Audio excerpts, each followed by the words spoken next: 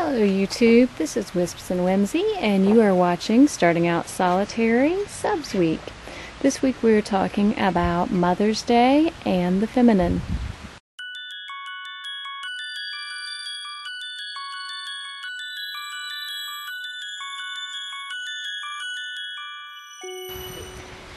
So Mother's Day has come and gone here in the U.S., and we thought we would just talk about how we incorporate Mother's Day or mothers or the feminine into our practice.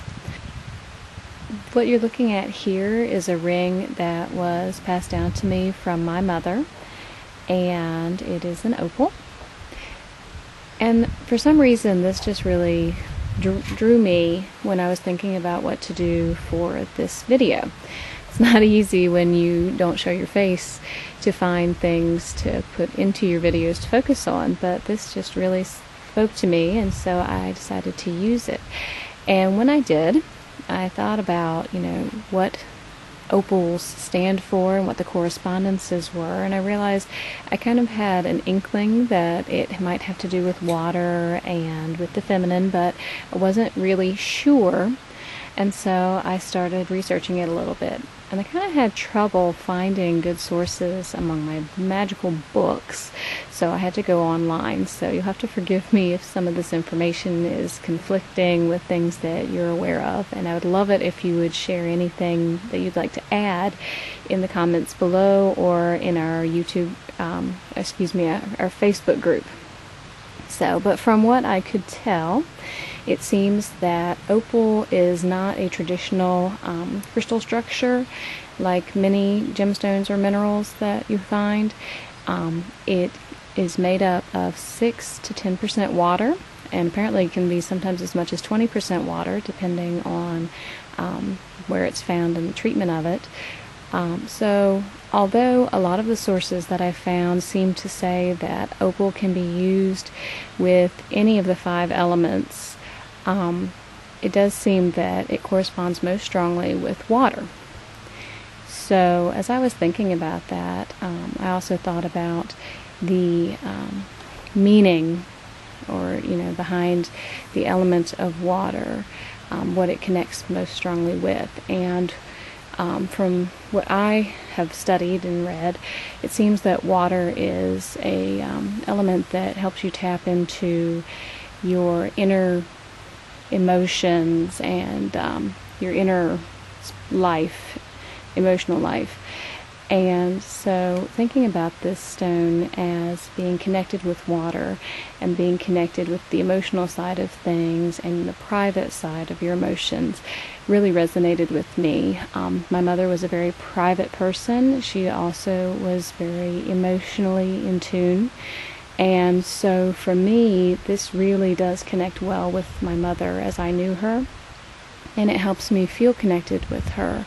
And so whenever I have, had difficult days where I really just wanted to connect with her again, I have worn this ring. And sometimes it has helped, and sometimes it seems like it has made things worse, which kind of connects with one of the things that I read about it, which is that it magnifies emotions and influences around you. So if you wear it, you can be more influential around with other people, but it also means that it magnifies the emotions that you are feeling, and it can also magnify the impact that others' emotions have on you. So it kind of had some warnings with it as I was reading, but it makes sense that it would magnify my feelings of loss and sadness and grief as I was wearing it, if that was what was coming most strongly to the fore. And so it is something that I think I might take into consideration the next time that I'm feeling that way. I might choose not to wear the ring, but to just observe that in that way. As far as using it in my practice, I haven't used this opal before in my practice, but since it has been calling to me, I think I might choose to do that in the future. If you have used opal as part of a ritual or spell work or crystal grid, I would love to hear how you went about that and what meaning it held for you, since obviously I don't have experience with it myself. Now, as far as the feminine, opal has been connected with the moon, which, at least for me, I feel has a lot of feminine characteristics and connections with it. I know some people have been trying to find other connections, opposing connections, to balance out the sense of the sun as the masculine and the moon as the feminine. And so I know there was a book group that was reading about the sun as the feminine, and so I would assume that there was also the moon as the masculine. So that's not part of my practice, but I think it is interesting to consider that there are other ways to look at things and make those correspondences. So if you have any thoughts on any of that, I would love to hear more about it. And I think that's all I have to share with you today. So until next time, this is Wisps and Whimsy, wishing you blessings.